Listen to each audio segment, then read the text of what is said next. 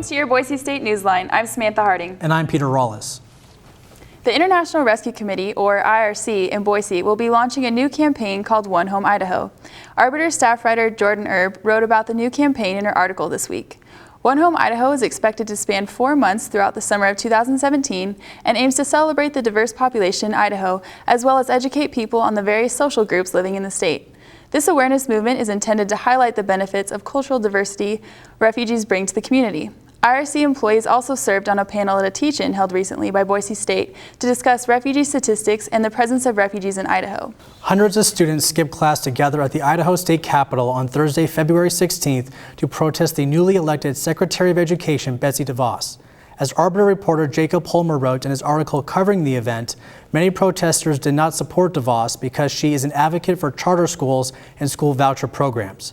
Other students said they support public education but felt the protest was more so a statement against President Trump. As assistant political science professor Jeffrey Lyons said in an interview for the article, protests definitely can be effective, but it doesn't mean every time you hold a protest, you're going to get what you want. In Taylor Munson's feature for The Arbiter this week, she discussed the Human Environment Systems, or HES program, which started 2 years ago with the help of a grant received from the National Science Foundation. The program is within the College of Innovation and Design and uses an interdisciplinary approach to adopt a systems perspective to examine the interactions between humans and the environment rather than researching specific topics. HES involves a variety of research projects to achieve its primary goal of hands-on research that addresses environmental problems around the community and the world. Dean of the College of Innovation and Design, Gordon Jones, said in an interview for the article, "I'm very focused and committed to the idea that students at Boise State should be able to participate in majors that are highly relevant and reflect the interests and needs of today." Wishmakers on Campus is a new student-led organization at Boise State which is partnered with Make-A-Wish Idaho. Last Saturday, they hosted a Swish Makers basketball tournament. Students donated $7 to join the event, with all the proceeds going towards Make-A-Wish Idaho.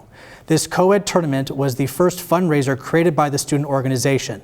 I attended the event and spoke with the president of Wishmakers on Campus, OCN Pelwell. She said, "We hope to continue making more fundraising opportunities every year to raise enough money to help wishes come true for children battling life-threatening illnesses." And speaking of sports, we're now joined by Jamie Bingham with this week's sports update. Hey guys. Hey. Well, big news for Broncos sports. The women's swim team brought home the Mountain West Championship this weekend in Texas. Awesome. This coverage of the meet is reported by broncosports.com. Over the weekend, Boise State swept the relay swims and finished in first place with 1,390 points. Additionally, the Broncos set or tied 9 school records, including the 200 breaststroke win by Emily Mathis, who dropped 3 seconds off her swim between preliminaries and the finals.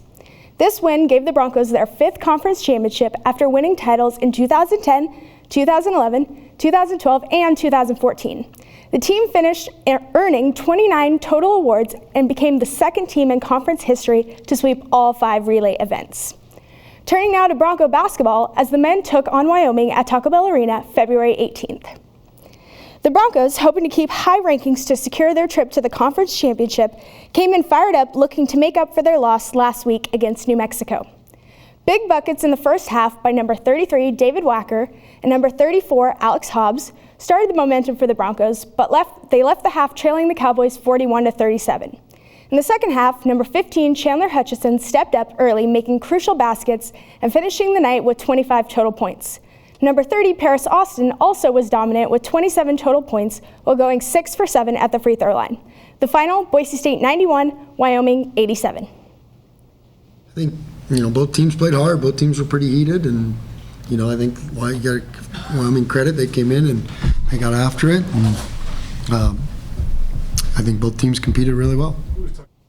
Other scores from the weekend were women's basketball with a win over New Mexico 64-62 and another win Saturday over Wyoming 53-43. For more highlights and press conferences with players and coaches, check out Bronco Sports Hub on our YouTube channel, Boise State UTP. Thanks, Jamie. Now we're going to go to Brad with this week's weather report. Thanks, guys. This week's weather is brought to you by weather.com. So spring's just around the corner, it's starting to warm up, snow is starting to melt, so bring out your t-shirts. Going into Thursday, it's going to be partly cloudy with a high of 39 and a low of 24. Friday, partly cloudy again with a high of 41 and a low of 25. Saturday, high of 43, low of 28. Then on Sunday, it's going to be on and off showers all day with a high of 45 and a low of 31. On Monday, on and off showers again. Make sure you bring your umbrellas with a high of 44 and a low of 29. Tuesday, clear all day, high of 42, a low of 27. And finally on Wednesday, it's going to be a high of 43 and a low of 27. My name is Brad Sloan, your weatherman with your weather plan. Back to you guys. Thanks, Brad. Well, that's all the news we have for you today. For all these stories and more, be sure to pick up a copy of the Arbiter anywhere on campus or visit them online. From all of us here at your Boise State Newsline, I'm Peter Rawlis. And I'm Samantha Harding. Thank you for watching. We'll see you next time.